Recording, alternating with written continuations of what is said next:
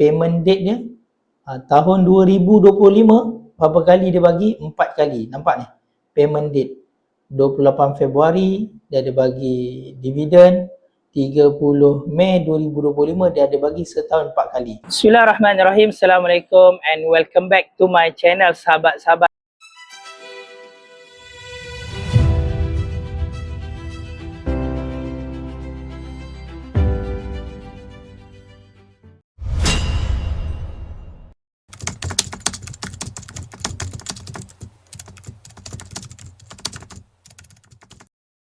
Tuan-tuan dan sahabat-sahabat sekalian, pada video kali ini saya nak kongsikan pada anda, selain daripada kita boleh mengambil keuntungan dalam saham melalui capital gain, kita juga boleh mengambil keuntungan melalui saham-saham dividen.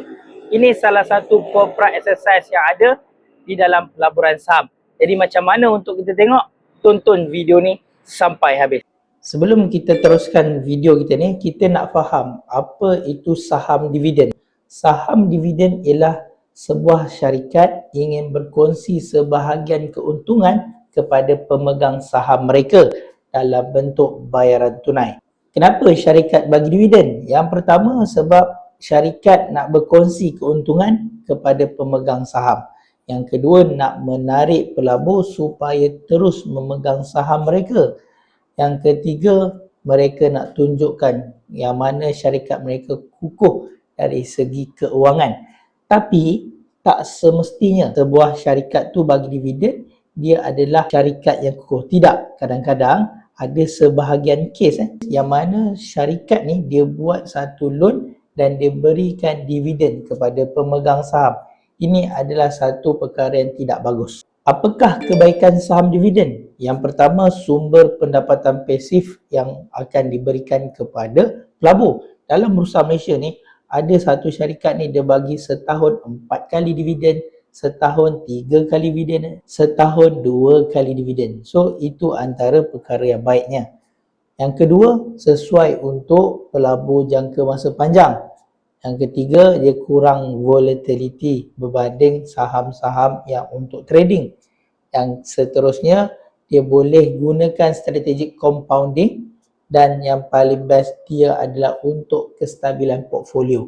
So itu kebaikan saham-saham dividen. Ada tak kekurangan saham dividen? Yang pertama, kenaikan harga biasanya lebih perlahan. Dia tak semacam saham-saham yang untuk trading. Volatility dia terlampau tinggi.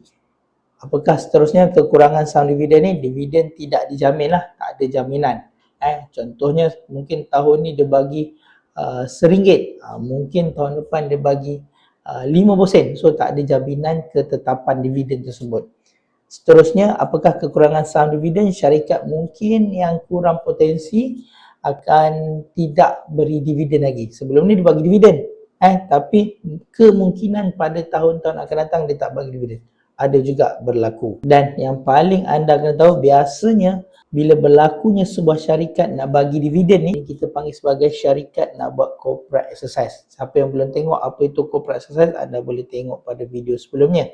Jadi bila selepas sahaja ex-date ataupun sebelum ex-date, harga saham ni akan turun. Kebiasaannya begitu. Jadi sesuai untuk siapa saham-saham dividen ni? Yang pertama untuk pelabur yang mahukan pendapatan yang konsisten. Yang kedua, mereka yang fokus kepada portfolio jangka masa panjang.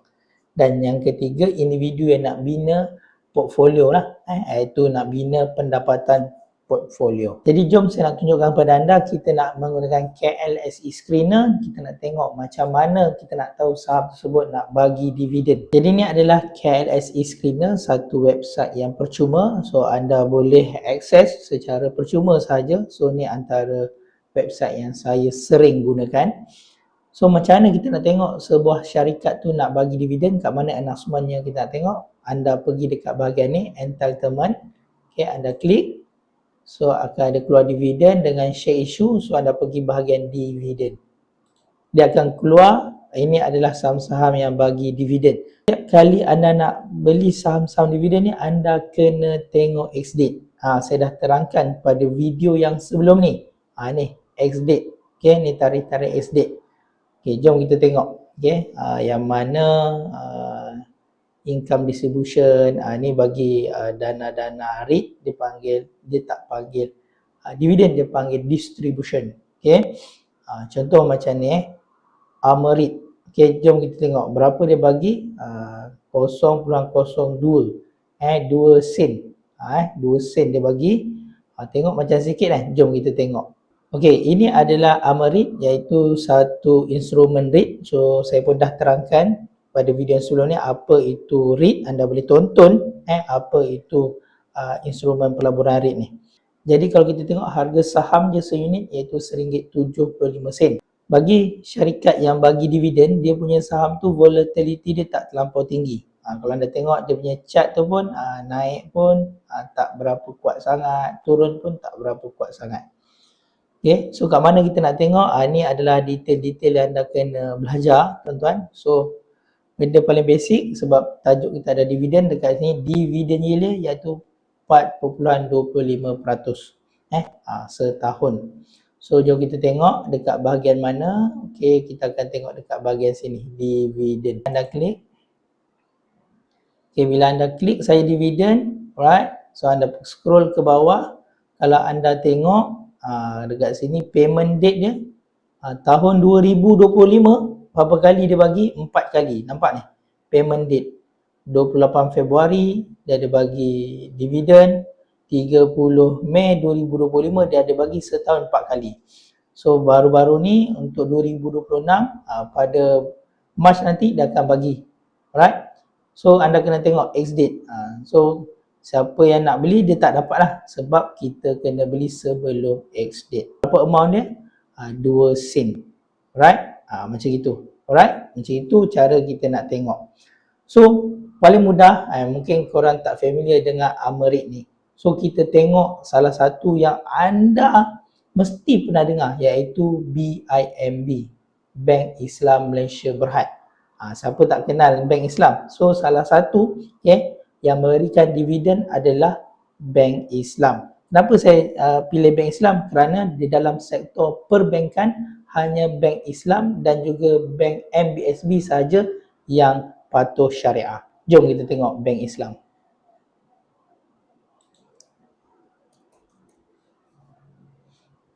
Okey, kalau anda tengok kat sini BIMB iaitu Bank Islam Malaysia Berhad, harga dia seunit RM2.47. Okey, kalau kita tengok dekat sini dividen yield dia 6.12%. Antara yang tinggi tuan-tuan. Okey, jom kita scroll ke bawah. Kita pergi dekat bahagian dividen. Okey, kalau kita tengok Bank Islam, kalau tengok pada data ni pada tahun 2016 lagi dia dah bagi dividen. Konsisten dia bagi dividen sehingga hari ini. Jom kita tengok. Tengok.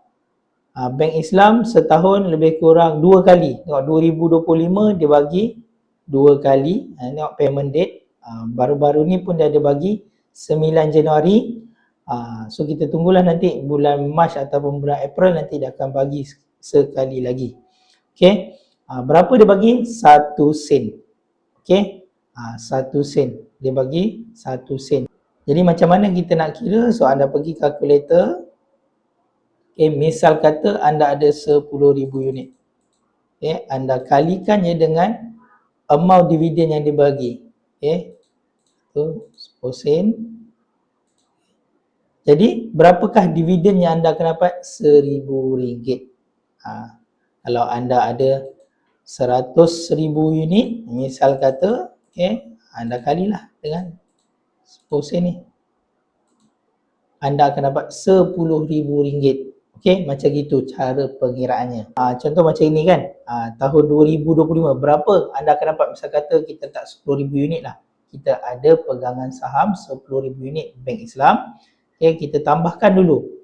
Contoh kita tambahkan 0.11, okey, tambah 0.0412. So kita akan dapat 15 sen lah. Okay, kita kali dengan berapa? 10,000 unit.